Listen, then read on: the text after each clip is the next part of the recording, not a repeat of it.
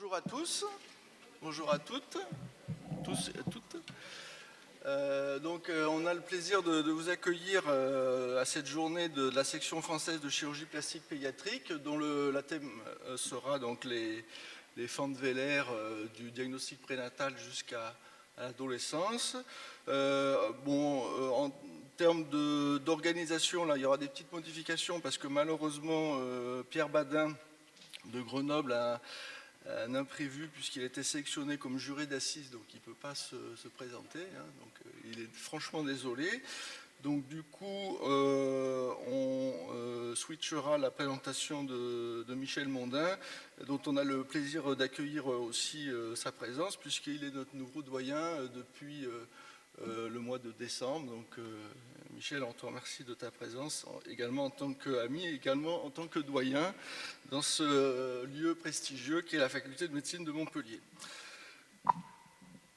Donc du coup, je vais commencer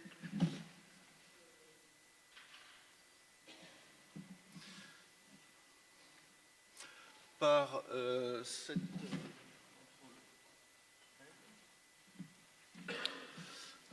Voilà. Donc on commence la journée par lever le voile sur l'anatomie, si vous me permettez ce jeu de mots. Donc le palais mou, le voile du palais, le palais mobile sont en fait une structure musculo-membraneuse qui vient du grec grappe de raisin mûr et qui a effectivement une forme un peu de voile. Vous connaissez la rhétorique des Grecs. Alors ce voile du palais, c'est une confluence qui est à la fois phylogénétique, puisque vous avez une évolution qui fait que, avec la création de la séparation de la cavité nasale et de la cavité orale, c'est une confluence également embryologique. Le voile provient des 4 premiers arcs pharyngiens, mais également une petite partie pour le palatoglosse de la langue. C'est une confluence également anatomique avec la cavité orale, le pharynx, l'oreille moyenne, et bien sûr une confluence fonctionnelle pour la succion déglutition, qui est la fonction primitive des mammifères, et la ventilation parole et l'audition. Alors, on ne reviendra pas sur les descriptions classiques de Bartolomeo Sacchi, qui a été le premier à décrire les muscles péristaphylins, et également Vassalva, qui a mis en évidence le fonctionnement de la trompe auditive et le couple tenseur du tympan et tenseur du voile du palais.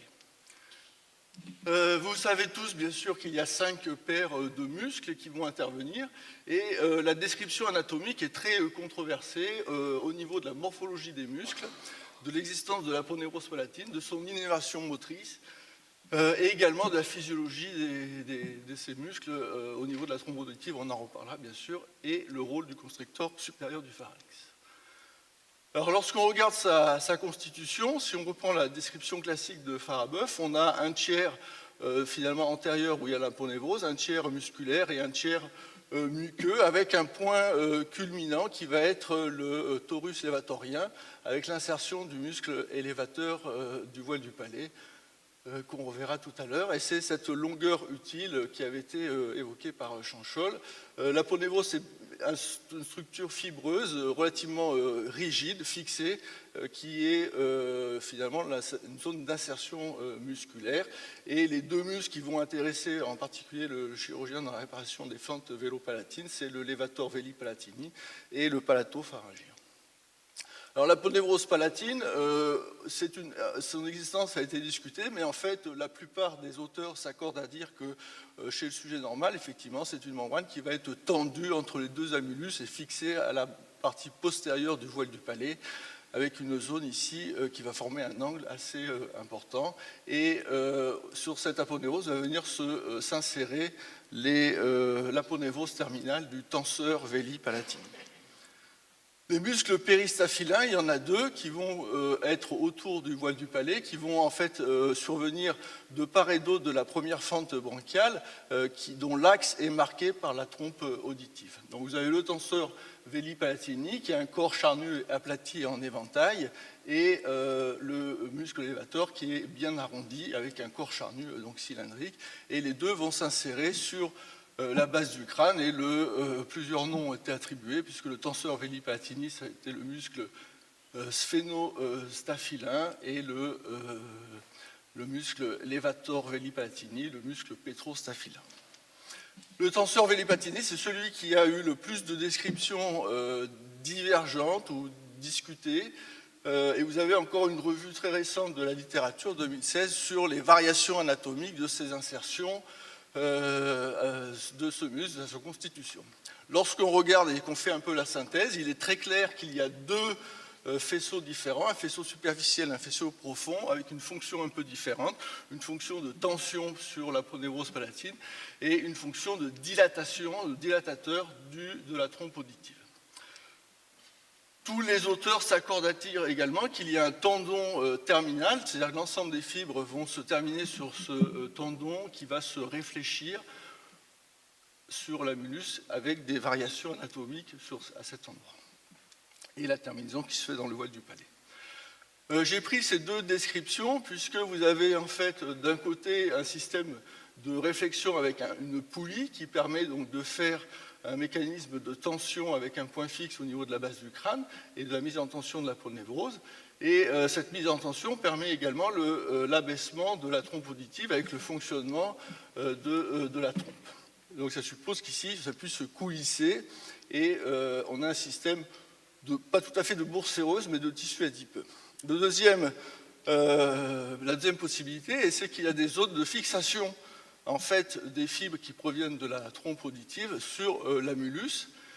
qui finalement, en termes de fonctionnement, revient un petit peu au même, puisque vous avez ici un point fixe et une contraction qui va permettre d'abaisser également la trompe auditive, en tout cas de la faire basculer. Donc on a dans la littérature deux façons de voir les choses, mais en fait avec un fonctionnement qui est identique. Ce fonctionnement, en tout cas ces variations anatomiques, alors sans rentrer dans le détail phylogénétique, en fait vient de la migration de ce muscle qui était au départ un muscle adducteur du processus ptérygoïdien, et finalement il s'insérait sur la ptérygoïde, et petit à petit, avec la formation de la cavité orale chez le mammifère, les fibres ont migré et se sont réfléchies sur l'amulus, et parfois il reste des résidus phylogénétiques, des variations phylogénétiques avec des insertions sur la ptérygoïde. L'aponévrose de ce muscle se termine donc sur l'aponévrose palatine avec l'essentiel des fibres qui se terminent dans l'aponévrose de façon libre, qui vont se fixer avec les fibres contralatérales, et une partie qui va se fixer en avant au niveau du rebord postérieur du palatin. Alors, le muscle levator Veli Palatini, il y a un peu moins de variations anatomiques. Donc, c'est un muscle qui est parfaitement cylindrique, comme vous le voyez ici, qui va être, alors que le muscle, vous voyez, tenseur Veli Palatini est un muscle aplati. Et lorsqu'on fait une coupe assez oblique comme ceci, on va retrouver son insertion au niveau pétreux, juste en avant de la carotide interne, et ce corps charnu qui va venir s'entremêler avec le contrôle latéral pour former une véritable sangle qui va permettre donc l'élévation du palais, et vous avez le muscle uvulaire à ce niveau-là. Un des points importants, c'est son intrication avec le muscle palatopharyngien qui va venir ici s'intriquer avec le muscle levator Veli Palatini. Alors sur le fonctionnement de ce muscle, vous voyez que donc, ce sont des cadavres, on ne les fait pas parler, mais parfois on a la chance qu'ils sont en mode de repos ou en mode de contraction. Et lorsque, ici vous êtes en repos, vous avez effectivement le lévateur du voile du palais qui est entremêlé avec le palatopharyngien, ici la trompe auditive, et ici en fonction de contraction avec le torus lévatorien qui va effectivement faire basculer la trompe auditive, et ici vous avez une fente, et là on a une forme vraiment triangulaire avec une ouverture de la trompe auditive, et on voit bien qu'ici c'est un mouvement vraisemblablement de déglutition lorsque la personne est décédée, avec une ascension postérieure de la langue. Alors en résumé, lorsqu'on prend ces deux muscles, on prend, vous voyez, des auteurs montpelliérains, Mouret et Rouvière, le levator veli palatini fait bâiller l'orifice pharyngien et le tenseur veli palatini dilate la portion postéro-externe. Et la discussion est effectivement sur l'intérêt de conserver les insertions du tenseur vélo-palatini sur la mélustre dans la chirurgie des fentes. Le muscle palatopharyngien est un peu plus complexe et va surtout présenter 3 faisceaux, avec un faisceau effectivement palatin, avec des fibres qui vont venir s'insérer, comme on l'a vu avec le LVP, et puis un faisceau salpingo-pharyngien et un faisceau également ptérygoïdien. Les faisceaux inférieurs s'insèrent sur le pharynx, mais également sur la thyroïde. Vous avez ici donc le pli palatopharyngien avec ce muscle palatopharyngien et le muscle stylopharyngien en arrière, qui sont les 2 muscles élévateurs du pharynx. Alors le faisceau salpingo-pharyngien, c'est un muscle qui va permettre d'avoir une action tonique au moment du repos. C'est-à-dire que son activité maximale est située au niveau du repos et il va se relâcher au moment de la déglutition pour permettre la contraction en antagoniste en quelque sorte de l'élévateur du voile du palais, du tenseur du voile du palais. L'existence du sphincter vélopharyngien, puisque là on sort un petit peu des muscles du voile du palais, on vient sur les muscles du pharynx. Vous connaissez tous la description du bourrelet de Passavant et la description avait été complétée sur les dissections cadavériques avec un faisceau qui viendrait du pharynx et qui irait dans le voile du palais, qui serait cet épaississement. Et cette existence de ces fibres est discutée. En fait, vraisemblablement, il n'y a pas de fibres en fait, qui viennent du pharynx et qui vont jusqu'au voile, mais c'est bien l'épaississement en fait, du palatopharyngien qui va venir s'entremêler avec le muscle élévateur du voile du palais pour former un système de sphincter ou d'hémisphincter avec une zone qui va être fixe à la paroi postérieure ici du pharynx, en avant de l'arc antérieur de l'atlas, et qui va venir former un hémipharynx pour faciliter la fermeture vélopharyngienne avec les déplacements des parois latérales du pharynx. La preuve en image, vous avez ici également sur une coupe cadavérique avec un état de contraction du vélopharynx, un recul et une élévation du voile du palais, et un mouvement latéral de la paroi pharyngée et une paroi postérieure qui reste fixe à ce niveau-là. Les 2 derniers muscles sont très peu finalement intéressants dans le voile du palais. Ce sont des petits muscles qui ont un intérêt relativement mineur, en tout cas dans la chirurgie du voile du palais, et le muscle palatoglosse est un système de rappel, en fait, entre guillemets, antagoniste de l'élévateur du voile du palais.